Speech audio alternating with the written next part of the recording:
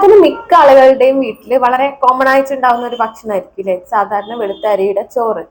ഇത് കഴിച്ചിട്ടുണ്ടെങ്കിൽ നിങ്ങളുടെ ശരീരത്തിൽ ഷുഗർ ക്രാഷ് ഉണ്ടാവാനും നിങ്ങൾക്ക് കൂടുതൽ ക്ഷീണം വരാനും കാരണമാകും. അതുപോലെ നിങ്ങൾ ഷുഗർ, PCOS പോലുള്ള അസുഖങ്ങളുള്ള ഒരാളാണെങ്കിൽ അല്ലെങ്കിൽ വെയിറ്റ് കുറയ്ക്കാൻ നോക്കുന്ന ഒരാളാണെങ്കിൽ അതിനൊക്കെ ഇത് ബാധിക്കും. അപ്പൊ ഈ ചോറ് മാറ്റി വെച്ചിട്ട് അതിന് പകരം നിങ്ങൾക്ക് എന്തൊക്കെ ഹെൽത്തി ആയിട്ട് കഴിക്കാം. ഒന്നാമതായിട്ട് കൂടുതൽ പ്രോട്ടീൻസ് അടങ്ങിയിട്ടുള്ള ഭക്ഷണങ്ങൾ കഴിക്കുന്നത് നിങ്ങൾക്ക് കുറച്ചും കൂടി ലൈറ്റ് ആൻഡ് എനർജറ്റിക് ആയിട്ട് ഫീൽ ചെയ്യാൻ ഹെൽപ്പ് ചെയ്യും. അതിനുവേണ്ടി പുഴുങ്ങിയ മുട്ട, പാല്, യോഗട്ട്, ചിക്കന് ഇങ്ങനെയുള്ള കാര്യങ്ങൾ ഭക്ഷണത്തിൽ ഉൾപ്പെടുത്തുക. രണ്ടാമതായിട്ട് കൂടുതൽ ഹെൽത്തി ഫാറ്റ്സ് ഇൻക്ലൂഡ് ചെയ്യാം.